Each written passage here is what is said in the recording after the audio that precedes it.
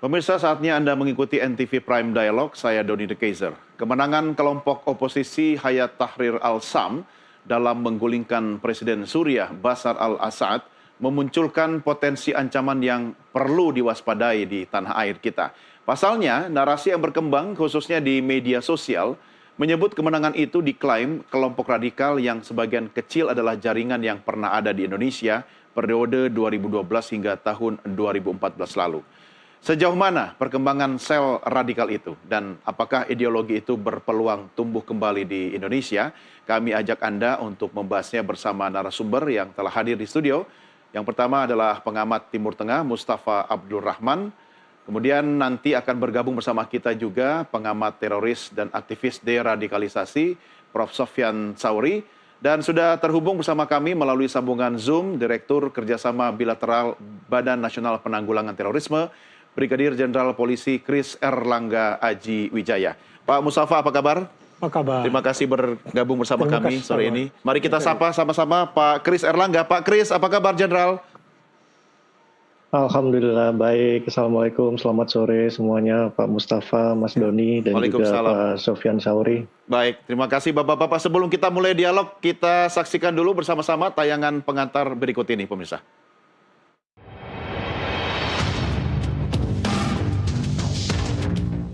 Runtuhnya pemerintahan Bashar al-Assad oleh kelompok oposisi Hayat Tahrir al-Sham di Suriah memberikan dampak langsung dan tak langsung untuk Indonesia. Berdasarkan data Kementerian Luar Negeri, ada sekitar 1.152 warga negara Indonesia yang tinggal di Suriah. Mereka sebagian besar adalah pelajar dan pekerja. Dari jumlah itu, pemerintah memfasilitasi mereka untuk dipulangkan, meski masih ada beberapa WNI yang tidak mau dipulangkan.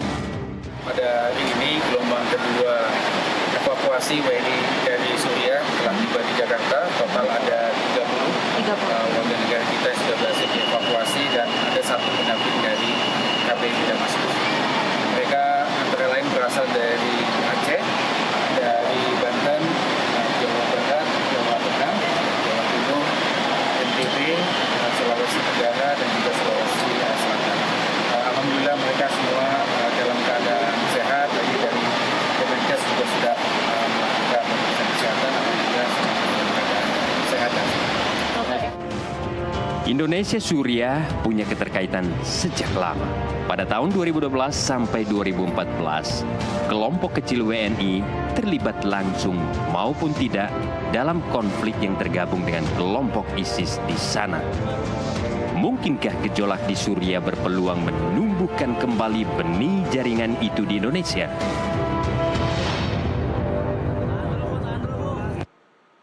Baik, langsung kita diskusikan. Saya ke Pak Mustafa dulu. Pak Mustafa, menurut pandangan Anda sebagai pengamat Timur Tengah, Anda rajin menulis soal Timur Tengah ya Pak ya? Betul. Apa yang terjadi dengan Suriah sekarang ini sebenarnya? Kalau kita bicara HTS berhasil menggulingkan Presiden Bashar al-Assad. Ya, apa yang terjadi di Suriah itu adalah bagian dari musim semi Arab. Arab Spring. Musim semi Arab yang meletus pada 2011 dan berhasil menggulingkan rezim diktator di beberapa negara seperti Mesir, Libya, Tunisia, dan Yaman. Nah, apa yang terjadi sebenarnya sudah diduga bahwa rezim Presiden Bashar al-Assad cepat atau lambat akan tumbang juga. Sepertinya juga Presiden Bashar sudah menduga itu ya, memprediksi itu ya. Para pengamat, Jadi nasib Suriah tidak lebih daripada seperti negara-negara Arab yang lain yang berhasil ditempa musim semi Arab dan berhasil juga menggulingkan rezim diktatornya. Nah, namun kasus Suriah ini memang cukup lama ya, sampai lebih dari 10 tahun ya. Sedangkan negara Arab lain itu hanya berapa hari atau berapa bulan rezimnya tumbang. Dan Assad ini kan melanjutkan kepemimpinan bapaknya sebelumnya. Betul. Dan mengapa ini sampai lebih dari 10 tahun?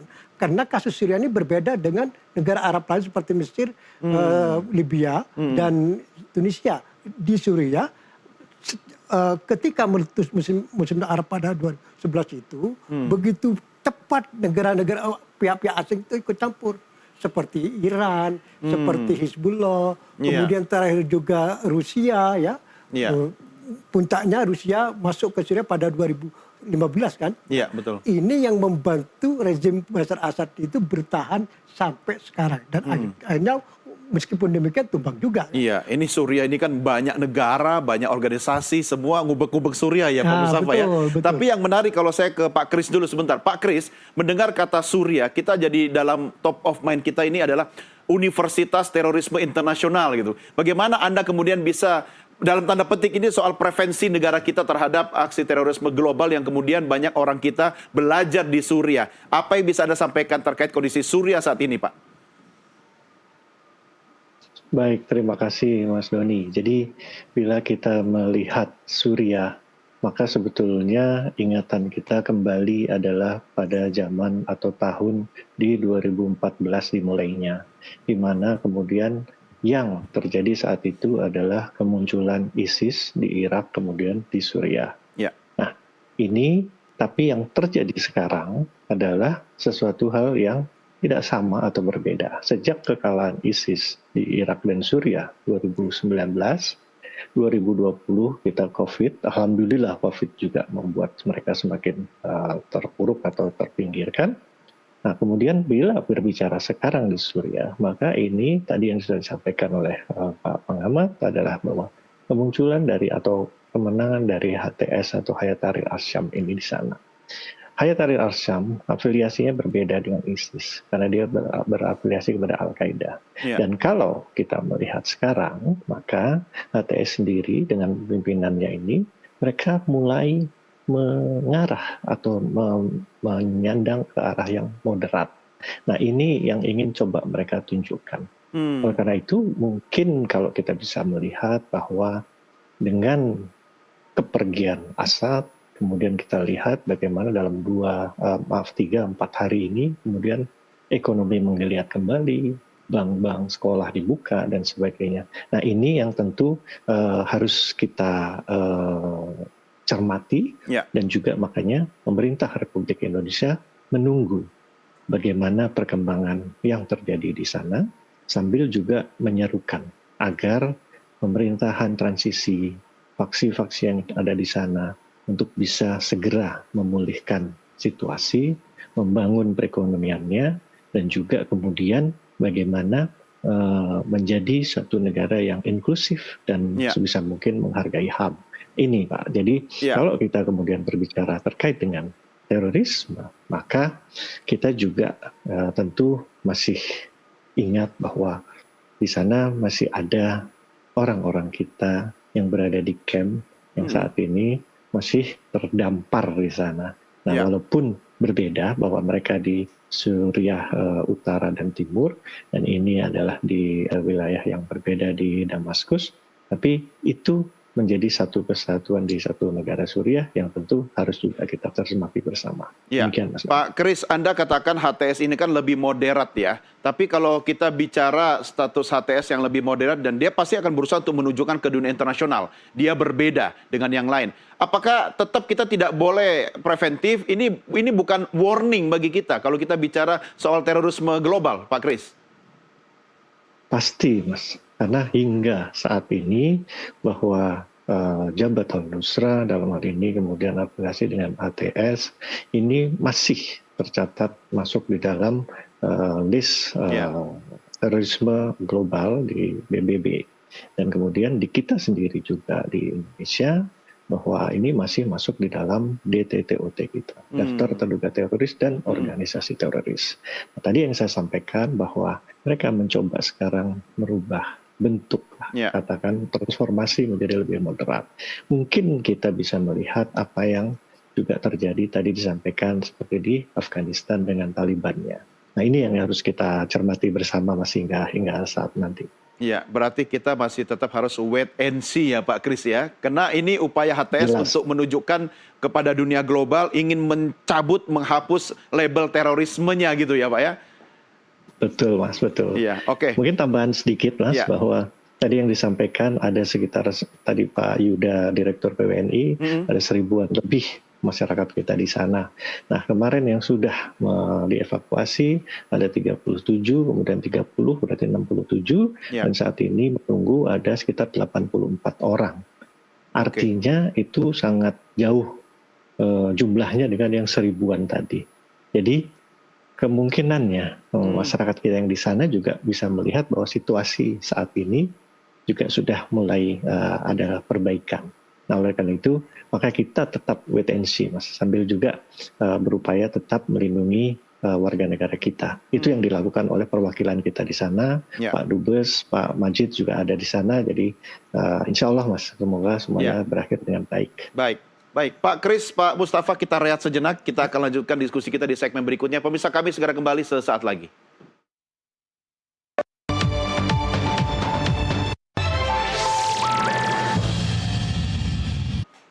Pemirsa, Anda masih bersama kami dalam NTV Prime Dialogue. Saya Doni De Keyser tengah berdiskusi dengan narasumber dan sudah bergabung bersama kita. Ini beliau adalah salah seorang pengamat terorisme, Profesor Dr. Haji Sofyan Sauri, MPD. Prof, apa kabar, Prof? Alhamdulillah. Sehat? Sehat. Ya, ini kalau kita lagi diskusi termasuk dengan Pak Kris di Zoom sana ini tentang kondisi terkini di Suriah. Tapi kalau Anda, saya minta perspektif tentang Suriah sekarang, pasca HTS berkuasa, apa yang ada di benak Anda kalau dari perspektif sebagai seorang pengamat terorisme dan juga aktivis deradikalisasi? Ya, pertama ini merupakan transformasi yang sangat besar dari HTS. HTS kita lihat kalau melihat tokoh-tokohnya seperti misalnya Abu Muhammad Al-Jolani, pertama bergabung dia dengan Jamaah Tauhid wal Jihad yang dipimpin oleh Abu Musab Al-Zarqawi, kemudian dia tertangkap di Kem Buka, jadi penjara yang dikelola oleh Amerika pada saat itu, dan memang banyak aktivis dulu masih Jamaah Tauhid wal Jihad sebelum dia bergabung dengan Al-Qaeda. Akhirnya Jamaah Tauhid wal Jihad yang dipimpin oleh Zarqawi ini akhirnya bergabung dengan Al-Qaeda, Osama bin Laden, sekitar tahun 2004. Lalu muncul namanya Jamaah Tanzim Qaidatul Jihad fi Biladi Rafidain. Jadi Al-Qaeda di dua negeri Tigris dan Efrat di sana. Lalu berubah lagi namanya Daulah Islam Irak. Nah, jadi namanya ISI. Jadi memang pada waktu ketika Revolusi Arab Spring 2011, Sejolani ini sempat dikirim oleh Abu Bakar Al-Baghdadi. Waktu itu sudah beberapa pergantian dari terbunuhnya Abu Musab Zarqawi, lalu Abu Umar Al-Baghdadi, lalu Abu Bakar Al-Baghdadi. Diutuslah Sejolani untuk, karena di Suriah juga sedang bergejolak, di Yaman, kemudian di Mesir dan Tunisia, bermula dari Tunisia. Kemudian mereka mulai memapping keadaan di Suriah dan sebagainya. Daerah yang pertama yang mereka masuk itu adalah Damaskus. Nah, kemudian setelah itu keberadaan Jabhatun Nusrah, ya, jadi muncul Jabhatun Nusrah di 2011-2012. Mereka menyatakan salah satu cabang daripada Al-Qaeda di Waziristan, di Afghanistan, di Pakistan pada waktu itu. Lalu kemudian mereka dipaksa bergabung oleh Syekh Abu Bakar Al-Baghdadi yang pernah mengirim Sejolani menjadi yang namanya ISIS tadi. Jadi Islamic State Irak and Syria gitu. Nah, kemudian ini ditolak penggabungan ini. Lalu tetap namanya Jabhat Nusrah, dia berloyalitas memberikan afiliasinya kepada Al-Qaeda. Dan kemudian karena memang dianggap sempit, dulu ada penggabungan antara Ahrar Syam, Jais Fatih Syam dan sebagainya, asal dia harus keluar dari Al-Qaeda. Karena nanti negara-negara donatur ini, para musinin, para penyumbang-penyumbang itu agak berat nanti. Karena pasal waktu itu undang-undang terkait, kalau di kita namanya PPATK, penyumbang dana itu nanti bisa diblokir dan sebagainya, agak kesulitan gitu. Akhirnya Jabhatun Nusrah harus bubar menjadi Jabhat Fatih Syam namanya. Dan kemudian Jabhat Fatih Syam juga berubah lagi, penggabungan antara Ahrar Syam dan sebagainya, lalu sampai muncullah yang namanya HTS tadi, Hayat Tahrir Syam, gitu. Dan kemudian dia melepaskan semua karena terlalu sempit kalau dia memakai idiom-idiom yang padahal kita tahu yang berjuang di Suriah bukan cuma banyak fasoil-fasoil yang kemudian nasionalisme berangkat dari memang banyak harokah-harokah Islam yang lainnya gitu, tapi juga perjuangan-perjuangan nasionalisme ini juga harus diperhatikan. Artinya kalau kita bicara HTS sekarang ini wajahnya apa dia ini? Kemudian dulu kalau tidak salah 2013 ada judul tulisan yang sangat menarik yang dikeluarkan oleh LKS, Lembaga Kajian Syam, Lembaga Kajian Syamina. Namanya dia membuat sebuah tulisan judulnya Al-Qaeda 3.0. 3.0. Saya nggak tahu sekarang nih mungkin sudah Al-Qaeda 5.0. Jadi udah OS-nya nih, operational system-nya ini sudah canggih dia. Dia nggak lagi. Jadi kalau saya baca sekilas di situ, mereka nggak lagi terjebak kepada misalnya Daulah Islamiyah. Mereka nggak lagi terjebak namanya tatbiku syar'i yang ketat dan kemudian. Dan ini kalau kita lihat, saya sih nggak aneh ya, karena saya memperhatikan bagaimana surat-surat Syekh Osama yang disebut dengan Letter from Abu Tabat. Jadi ada dari sekian ribu surat, itu 19 oleh CTC, lembaga think tank Amerika untuk memerangi terorisme. Itu ada 19 surat yang dipublikasikan dan 3 oleh kawan-kawan di Cipinang. Waktu itu kita mantan S. Napiter itu menerjemahkan kitab itu, ada 3. Nah isinya evaluasi baik bidang media. Nggak boleh tuh ada, dulu jadi Syekh Osama itu sangat keras. Misalnya nggak boleh gorok-gorok. Bagaimana hal itu bisa membuat taswiyah gambaran dan pencitraan kita Islam itu menjadi Islam yang memerah, berdarah dan sebagainya. Itu dikritik semua. Pada waktu itu surat itu ditemukan 2011 oleh tim Navy SEAL 7. Intinya HTS itu bertransformasi. Berubah, Pak. Karena HTS juga ingin menunjukkan kepada dunia internasional dia bukan organisasi teroris seperti Betul. Karena stigma ini berat, Pak. Nah, pertanyaannya ke Pak Mustafa, ini kan Timur Tengah ini kan punya andil atas kondisi Suriah sekarang ini. Suriah itu kan isinya segala macam negara berkepentingan, ya kan, kemudian organisasi internasional juga berkepentingan. Akan seperti apa wajah Suriah nanti? Apakah dia bisa jauh lebih baik dalam artian kita bicara Suriah bukan lagi sebagai basis terorisme, atau dia akan lebih terpuruk gitu loh? Ini yang harus ditunggu, Pak. Ini kan baru 9 hari kan. Masih bulan madu ya. Ini wait and see. Kita tunggu. Berapa lama kita harus terlalu menunggu? dini kita menilai gimana Suriah sekarang ini. Jadi kita tunggu dulu bagaimana pemerintahan HTS yang dipimpin oleh Muhammad Al-Golani itu membentuk pemerintahan.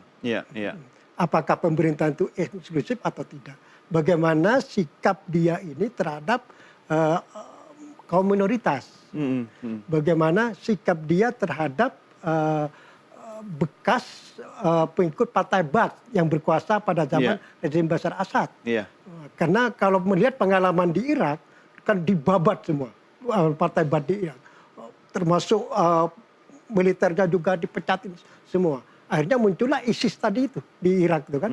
Banyak bekas anggota partai tentara Saddam itu terlibat bergabung dengan ISIS tadi itu. Nah, ini gimana sikap Al-Golani terhadap bekas tentara rezim Presiden sekarang belum terlihat kan? Belum Pak, masih terlalu dini. Tetapi sebagai seorang pemimpin yang mendapatkan legitimasi, bahkan mantan Perdana Menteri di era saat itu kan juga artinya bisa berkomunikasi dengan dia kan saat ini kan? Artinya perlu satu kesatuan bahwa Suriah itu harusnya bisa jauh lebih baik di bawah Golani begitu. Betul. Cuma waktunya masih terlalu dini untuk kita evaluasi. Masih terlalu dini, tapi kalau lihat statement awal, ini positif. Dari apa yang seperti misalnya, saya tidak mau melancarkan perang baru. Saya sudah lelah. Itu respon terhadap media sosial dan bahkan pengamat di Timur Tengah mengkritik aksi Israel yang masuk di zona penyangga di dataran tinggi Golan.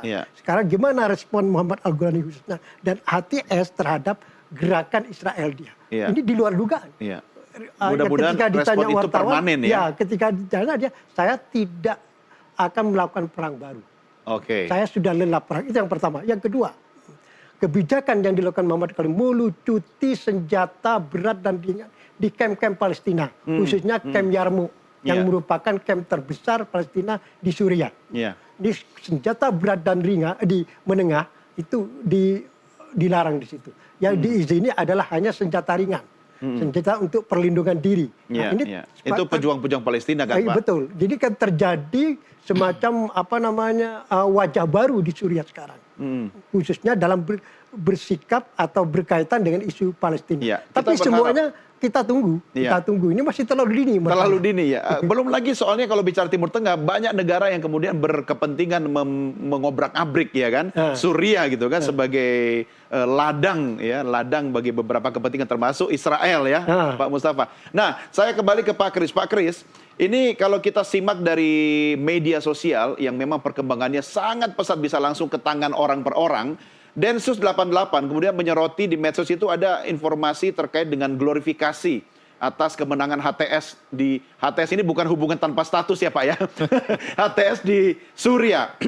Glorifikasi ini kalau kita bisa maknai lebih dalam artinya ada sebuah kebanggaan. Kenapa? Karena diksinya adalah narasi kemenangan itu adalah kejayaan jihad. Nah ini soal diksi, soal propaganda, soal bagaimana kemudian BNPT atau Densus itu bisa berkolaborasi untuk melakukan pemetaan agar kemudian tidak menjadi liar. Pak Kris, apa komentar Anda? Baik, terima kasih Mas Doni. Jadi mungkin kita bisa melihat dalam katakanlah seperti 2 tahun ini, alhamdulillah tidak terjadi serangan teroris yang terbuka atau open attack. Dan tetapi bila kita melihat di media sosial secara online, maka serangan ataupun propaganda, ajakan, rekrutmen, dan bahkan pendanaan terorisme itu terus terjadi dan bahkan cenderung meningkat. Nah, terkait dengan hal ini, tadi yang disampaikan ada glorifikasi dan sebagainya, tentu ini pasti akan terjadi dan memang terjadi. Namun tadi bahwa kalau berbicara, mohon maaf, diksi ini jihad, kemenangan jihad dan sebagainya, nanti mungkin Pak Sufyan Sauri yang lebih paham untuk bisa menjelaskan. Tapi maksud saya adalah bahwa kami semua bersama seluruh stakeholder keamanan ini selalu memonitor dengan bekerja sama dengan komunitas intelijen kita, bagaimana apa yang terjadi di media sosial ini. Program ataupun kegiatan-kegiatan kontra radikalisasi melalui media sosial juga kita juga terus lakukan. Nah, oleh karena itu maka sebetulnya dengan disampaikan atau dinyatakannya oleh pimpinan-pimpinan salah satu kelompok teror kita Jamaah Islamiyah pada pertengahan tahun ini yang menyatakan membubarkan organisasi mereka, ini kita sangat menyambut baik. Dan ini juga kemudian menjadi satu langkah yang katakanlah bisa mencegah hal-hal yang lebih buruk itu terjadi. Sebagai contoh yang saat ini. Jadi glorifikasi secara di media sosial tetap terjadi, ada memang. Namun secara dampak yang langsung ini tidak. Atau kami bisa katakan belum terjadi. Nah, inilah yang terus coba kita mitigasi, jangan sampai ini kemudian menjadi membesar. Dan alhamdulillah tadi yang saya sampaikan juga bahwa apa yang sekarang terjadi di Suriah, utamanya di Damaskus yang kita bisa lihat bahwa semuanya menjadi katakanlah berangsur membaik. Nah, ini juga memberikan satu sinyal yang baik juga bagi teman-teman kita yang di sini bahwa semua di sana berjalan dengan baik. Nah, kita mendoakan saja bahwa ini akan terus berlangsung lebih baik lagi. Ya. Demikian, Mas. Ya, Pak Kris, tentu mungkin kalau bicara tentang glorifikasi atau diksi yang beredar di media sosial, itu kan kita tidak bisa kemudian langsung mengendalikan sampai ke tangan masyarakat ya. Karena dia masuknya bisa entah dari mana dan sangat masif. Cuma begini, apakah kemudian rasa kangen para mantan ya alumni teroris Suriah yang kemudian tinggal di negeri Nusantara ini itu seperti mendapatkan energi gitu. Ya, ini soal efek psikologisnya aja sih Pak Kris. Tentu kan ini terkait dengan upaya deradikalisasi yang harus digempur dari segala penjuru mata angin tentunya. Pak Kris, Anda bisa memberikan sedikit setidaknya bukan jaminan ya, tapi rasa aman bagi publik ya, karena kan masyarakat ini tidak bisa mengendalikan 100% apa yang beredar di media sosial. Tetapi dengan statement dari Anda setidaknya mewakili institusi BNPT, masyarakat percaya bahwa pemerintah pasti akan berada di garda depan prevensinya. Silakan Pak Kris. Betul Pak. Jadi bahwa tadi disampaikan terkait dengan pola mitigasi, pencegahan yang kita lakukan. Maka kita telah melaksanakan juga dengan bekerjasama dengan seluruh komunitas intelijen kita. Kita memonitor dan juga kemudian selalu melihat apa yang terjadi, terutama di media sosial, dan kemudian apa yang terjadi perkembangan di masyarakat kita. Kemudian juga kita laksanakan kontraradikalisasi, Pak. Ya. Kita juga melakukan, menghujani. Jadi kalau tadi disampaikan betul, Pak, bahkan tidak hanya sebegitu mudahnya, bahkan sampai di atas tempat tidur pun bahwa radikalisasi ini terjadi gitu. Karena orang dengan mudahnya menggenggam handphone, gadgetnya, wah itu semua bisa masuk di situ. Nah, karena itu ini yang selalu kami dengungkan. Dan kemudian tadi program deradikalisasi. Kami melaksanakan program deradikalisasi di dalam lembaga pemasyarakatan. Demikian pula dilakukan reradikalisasi di luar lembaga pemasyarakatan. Ini terhadap orang-orang yang juga sudah terpapar maupun masyarakat yang juga keluarga dan sebagainya. Nah, ini tentu juga alhamdulillah kami dibantu juga oleh teman-teman Pak Sofyan Sauri dan yang lainnya. Ini terus untuk menyampaikan itu.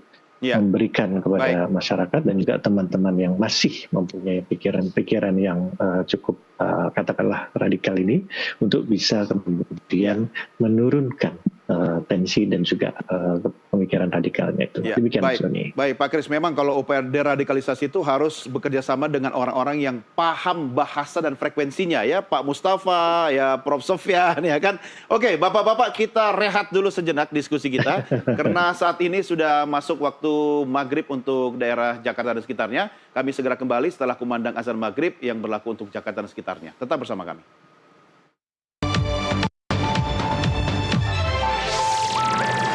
Selamat menjalankan ibadah sholat maghrib bagi Anda yang berada di Jakarta dan sekitarnya. Kita lanjutkan diskusi kita. Saya tengah berbincang terkait dengan Suriah dan bagaimana rekam jejak radikalisme itu. Mudah-mudahan bukan membangkitkan kenangan tentang radikalisme sehingga nanti Pak Kris dan teman-temannya tambah repot ini ya. Ini tugasnya Prof Sofyan Sauri dan juga Pak Mustafa. Pak Mustafa, Anda tadi mengatakan, oke lah kita sepakat ini masih masa bulan madu, tapi kita harus mendukung sebenarnya. Kalau Al-Jolani ini trennya positif. Karena apa yang terjadi di sana itu bisa kemudian merembet kemana-mana. Cuma HTS ini kan Pak, ada yang memang sudah capek. Berapa tahun Pak perangnya? 13 tahun ya kan, yang dipimpin Jolani ya kan. Ada juga yang baterainya itu masih baterai aki penuh, ya masih pengen ladang perang gitu Pak. Anda memetakannya seperti apa ini Pak? Ya, itu betul. Jadi HTS ini kan sebuah organisasi besar. Iya. Ya. Misalnya ada faksi-faksi di dalam itu wajar.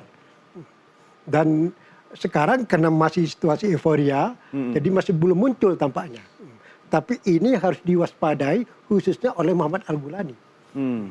Jadi tugas Muhammad Al-Gulani sekarang itu bagaimana yang pertama bisa menghadapi faksi-faksi ini yang masih mengangkat diksi atau narasi yang keras, masih mengangkat slogan jihadis dan seterusnya. Dia harus kuat kepemimpinannya dong. Apakah dia memang diterima seluruh faksi yang ada dalam HTS? Betul, itu yang pertama. Yang kedua, dia kan juga harus membuktikan pada masyarakat regional dan internasional bahwa dia telah pada diri dia maupun lembaga HTS telah terjadi semacam apa ya, metamorfosis mungkin ya, transformasi ya, termasuk bahwa HTS sekarang sudah tidak seperti HTS yang dulu.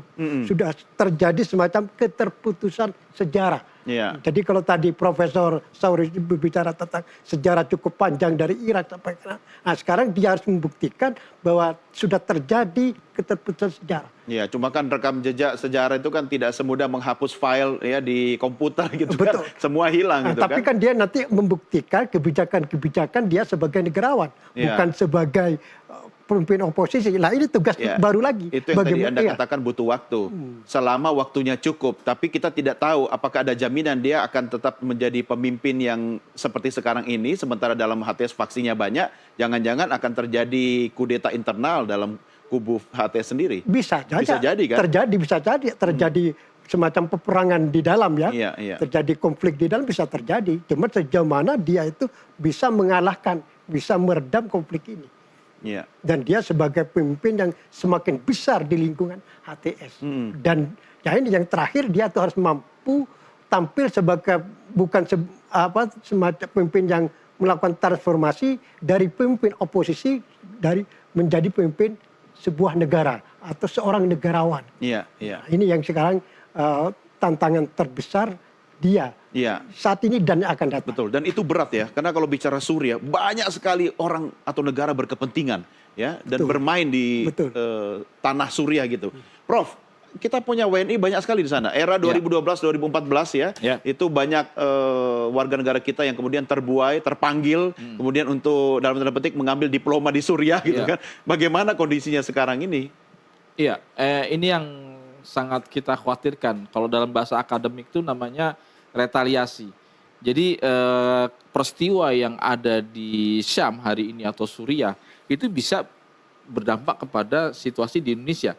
Dan saya melihat ketika kita memonitoring di karangan para jihadis di dunia maya, sosial media, Ya. itu ungkapan-ungkapan euforia juga terjadi. Sampai saat ini. Sampai mereka ingin misalnya berangkat hijrah.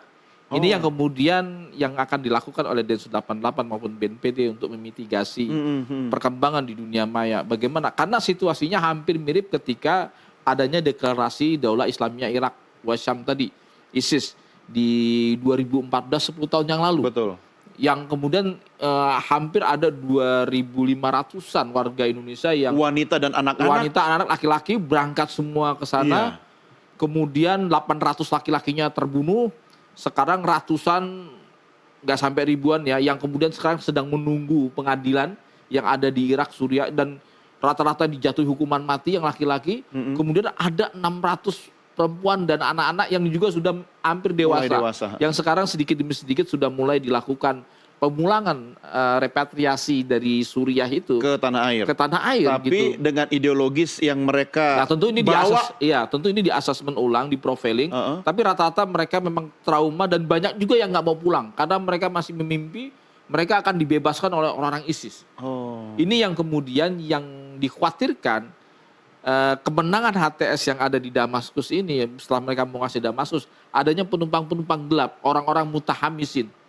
Karena ajakan-ajakan itu sudah mulai ada gitu. Iya, Kemarin iya. kita lihat ada beberapa cuplikan video orang Indonesia misalnya yang ada di Suriah yang ikut menaklukkan Damaskus tadi gitu. Kami sudah menang, kami alhamdulillah, Allah takbir Iya, semuanya dan iya, sebagainya. Ini secara nggak langsung Itu secara psikologis bisa memanggil-manggil iya, lagi ya. Ini menjadi sugesti, Pak. Heeh. Jadi ibarat orang tuh terpacu lagi. Yang Iya. mungkin teroris yang sudah tidur, yang sudah tiarap, ketika melihat ini ada kemenangan, itu Ya, bangkit terbakar. lagi deh, semangat lagi. Jadi ini yang kita harus Iya, iya. antisipasi. Jangan sampai kemudian kita ini kan suka latah, Pak. Kagetan gitu, gampang meleleh gitu. Dan latah gitu. Akhirnya nanti ini malah berangkat. Ini kan situasi perang. Iya. Bagaimanapun kita juga sebagai aktivis deradikalisasi harus meyakinkan kepada kawan-kawan kita bahwa sebetulnya HTS menang itu bukan karena jargon-jargonnya seperti yang dulu tadi yang sudah dijelaskan Pak Mustafa. Iya. Tetapi transformasi ini bagaimana dia menjadi seorang yang moderat ini yang harus kita perhatikan. Iya, iya. Apakah ini juga bagian daripada takiyah? Karena ada istilahnya takiyah atau kitman atau tauriyah.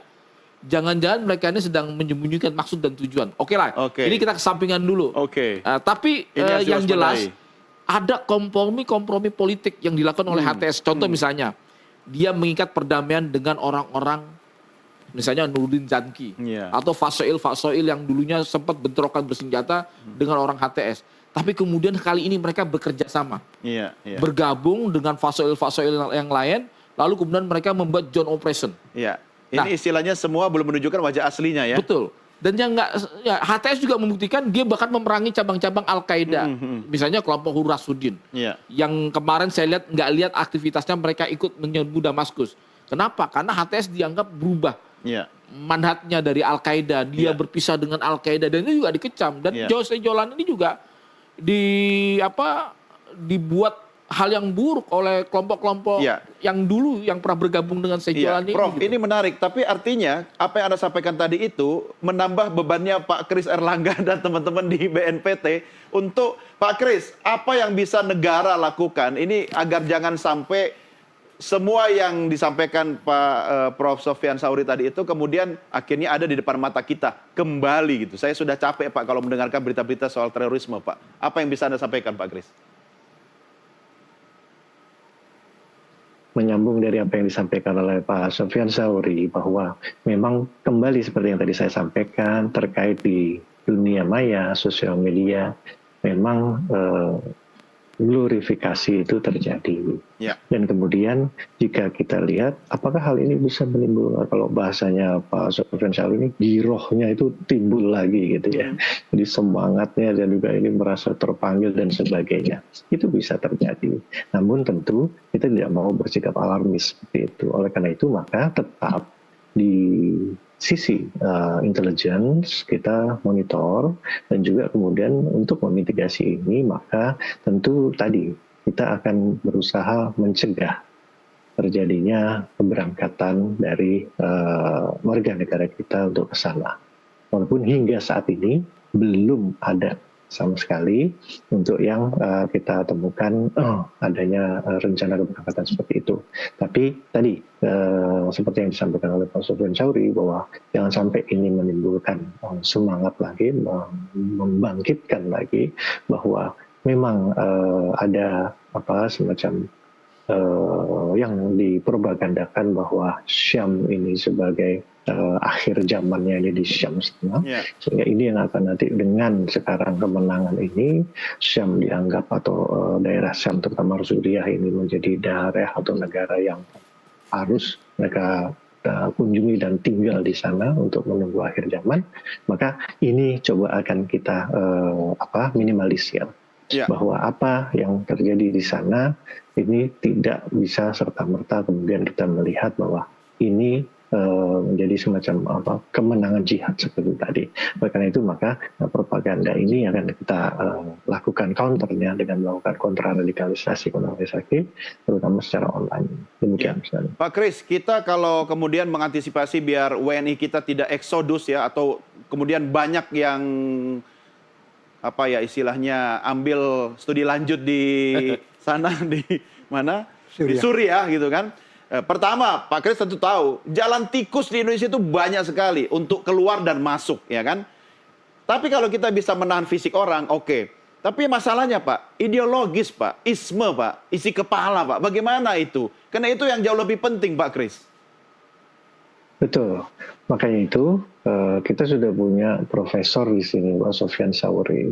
Bagaimana beliau juga bisa turut menyadarkan dari teman-teman yang masih memiliki pemikiran-pemikiran atau isme-isme tadi yang keras dan menyimpang ini. Nah, ini untuk bisa memberikan gambaran bahwa apa yang sudah mereka pahami selama ini sebetulnya tidak benar. Dan kembali tadi saya sampaikan bahwa sesuai dengan apa yang sudah diproklamirkan oleh pimpinan-pimpinan Jamaah Islamiyah pada pertengahan bulan Juni ini, mereka membubarkan organisasi dan yang paling utama adalah bahwa mereka menyatakan apa yang selama ini mereka yakini dan juga mereka lakukan ini tidak benar. Bahwa negara Indonesia adalah bukan negara tauhid yang harus dimusuhi. Tapi negara ini adalah negara kita karena negara ini negara Islam. Artinya penduduk muslimnya sangat banyak. Pemimpinnya beragama Islam juga dan sebagainya. Itu yang kita pegang. Nah, kalau kita lihat bahwa dalam kelompok ini tentu yang namanya pimpinan atau amir ini sangat dihormati. Nah, ini yang kita sangat menyambut baik dan berharap bahwa mereka akan bisa mengikuti apa yang nanti akan disampaikan oleh pemimpin-pemimpin kelompoknya ini. Sehingga tadi yang kita khawatirkan bisa kita mitigasi dan juga tidak terjadi untuk mereka kemudian berbondong-bondong akan pergi keluar sana. Demikian. Mudah-mudahan seperti itu. Dan paling penting tentunya kita sendiri mengawasi keluarga dan lingkungan terdekat kita kan. Cuma Pak Mustafa, bagaimana dunia internasional menurut pendapat Pak Mustafa, sebenarnya harus merespons ya kondisi yang terjadi di Suriah sekarang ini. Sementara kan Anda katakan tadi wait and see. Tapi kalau dunia internasional tidak ikut berperan serta, dampaknya juga akan dirasakan secara global. Apa yang bisa Anda sampaikan, Pak? Ya, seperti disampaikan oleh Inggris, Amerika, mereka bicara juga tentang narasi menunggu dulu. Dia kan sebetulnya HTS dan Muhammad al-Golani kan sekarang masih masuk list teroris sampai sekarang kan. Tapi dari pihak Inggris, Amerika juga dia siap menunggu apa yang dilakukan HTS di Suriah ini. Dan dia sampai sekarang dalam masa menunggu juga. Jadi wait and see juga.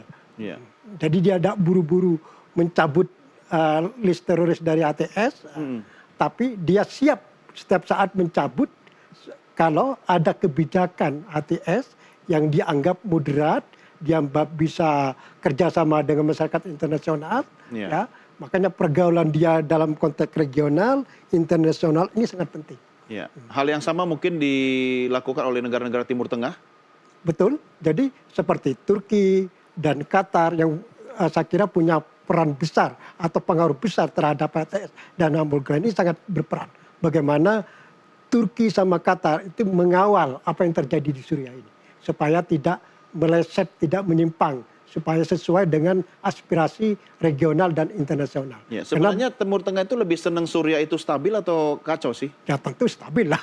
Bagaimana Suriah itu sekarang stabil.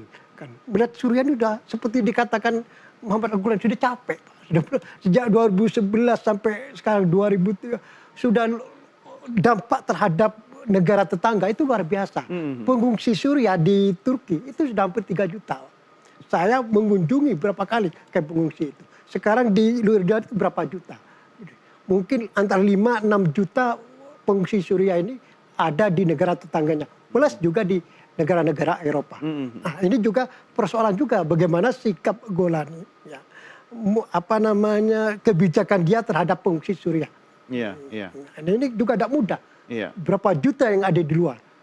Memulangkan mereka itu juga harus menyiapkan infrastruktur ekonominya. Iya, artinya kalau dunia internasional berkepentingan Suriah stabil sesuai dengan apa yang dinarasikan oleh Golani, ya kan? Ini kan tonnya positif kan? Ya. Berarti dunia internasional juga berkepentingan jangan sampai dia runtuh ya Golani ini kan. Di tengah banyak faksi yang mungkin berseberangan dengan pemimpin HTS sekarang ini begitu kan? Nah, Anda melihat seberapa kuat posisinya dalam memimpin sehingga bisa stabil untuk mencapai itu tadi tujuan bahwa HTS yang sekarang itu berbeda dengan yang dulu. Ya, gambaran saya gambaran saya sekarang sudah semacam ada keyakinan regional dan internasional bahwa sudah terjadi transformasi terhadap HTS dan Muhammad al-Golani. Maka dia lebih diterima sekarang kan. Gambaran saya seandainya terjadi konflik internal nanti ya, karena tadi itu ada faksi-faksi yang masih diksinya keras dan kita sih berharap nggak ada konflik internal ya. Tapi kalau seandainya terjadi, saya kira seperti Turki akan intervensi untuk berada di belakang al-Golani. Selama al-Golani komitmen. Jadi nanti asing lagi termasuk Amerika juga akan membantu untuk menghabisi kelompok-kelompok kecil ini yang mengganggu jalannya Suriah menuju stabilitas sesuai dengan harapan regional dan internasional. Akan terjadi intervensi lagi. Khususnya Turki. Turki sekarang pasukannya sudah ada di utara, di provinsi Idlib, hanya selangkah ke Damaskus. Jadi mudah dia untuk menyokong HTS dan al-Golani kalau ada gangguan yang serius. Tapi kan Turki akan melihat kan, kalau al-Golani mampu ya lebih baik kan. Tapi kalau terjadi skenario yang terburuk, pasti Turki akan intervensi. Itulah Suriah, negeri campur tangan ya. Prof, Anda harus terima tantangannya Pak Kris tadi. Bagaimana upaya deradikalisasi itu harus lebih masif meski ya jangan hanya dipantik kena persoalan di Suriah sekarang yang lagi sedang ini nih. Apa yang bisa Anda sampaikan? Ya, tentu monitoring tetap dilakukan. Kemudian juga mitigasi semua dalam segala aspek ya yang berkaitan dengan keberangkatan ke Suriah dan sebagainya, sehingga kejadian peristiwa 2014 itu tidak terjadi lagi. Karena memang dampaknya sangat luar biasa bagi stabilitas baik di Timur Tengah maupun di contoh misalnya di Indonesia gitu. Bagaimana kemudian itu bisa merembet di Filipina, ada kelompok Marawi sampai perang habis-habisan, lalu juga bagaimana peristiwa dari bom Tamrin dan sebagainya, ternyata juga hasil daripada konflik yang ada di Timur Tengah gitu. Nah ini yang harus diantisipasi oleh kita semua, jangan sampai peristiwa 2014 10 tahun yang lalu terjadi lagi di Indonesia. Tetapi dalam segala besar, saya melihatnya konflik Timur Tengah ini memang sengaja dibuat untuk terus akan ada distabilitas di sana. Siapa yang paling diuntungkan? Ya kalau kita berbicara tentang teori konspirasi dan sebagainya, ini ada permainan-permainan yang kalau kita katakan operasi-operasi intelijen. Karena gini, Israel tentu untuk memenangkan perang dengan Libanon, maka dia harus memutus pasokan logistik yang ada di Suriah. Suriah selama ini memang dijadikan pos bagi tentara-tentara Iran dan sebagainya. Maka membuat distabilitas di Damaskus itu menjadi hal yang sangat penting. Karena ini akan terputus Pak logistik ini yang dari Iran ini. Karena jalur dari Iran ke Irak, ke Suriah, lalu ke Libanon Selatan. Tapi kalau misalnya Damaskus sudah dikuasai dan ini terus dikembangkan bagaimana konflik antara sektarian antara Syiah dan Sunni, ini terus Pak ini kan terus dipelihara ya. Dipelihara terus yang kemudian dan ini berhasil.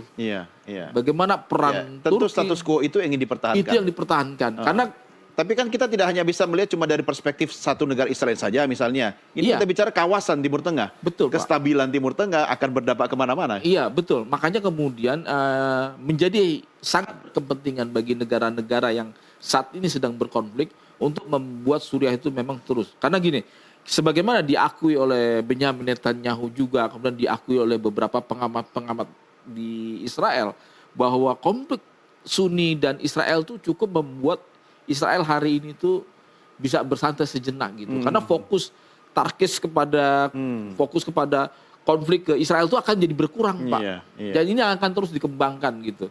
Ini yang sangat mengkhawatirkan, maka saya melihatnya sih ada sesuatu di belakang ini dan yang sangat memungkin untuk ditunggangi, diinfiltrasi itu adalah para militan-militan ini. Iya, oke. Pak Kris, ini eranya kan sudah berubah Pak Kris. Artinya upaya deradikalisasi itu kan harus segala cara, segala arah ya. Dari segala penjuru mata angin. Nah persoalannya sekarang, tantangan terbesar dari kita, BNPT lah khususnya, ini bagaimana kita melakukan upaya yang lebih masif lagi, menyebarkan informasi ke kalangan Gen Z. Caranya tentu sudah berbeda Pak. Apa yang bisa Anda sampaikan sehingga mengemas sebuah informasi upaya-upaya itu bisa lebih persuasif, lebih kreatif, ya kan? Tanpa perlu kita bicara lebih jauh apa yang terjadi di Timur Tengah, Pak Kris.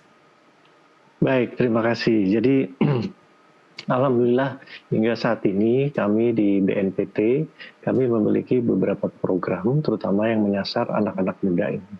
Dan untuk berbicara terkait dengan anak muda, berbicara tentang kontraradikalisasi yang kita laksanakan melalui sosial media, maka BNPT sudah memiliki yang namanya Duta Damai Dunia Maya. Jadi bagaimana kami hingga saat ini sudah di 18 provinsi, ini kami merekrut anak-anak muda dari mulai usia SMA hingga universitas, ini untuk bisa menjadi duta-duta damai kita.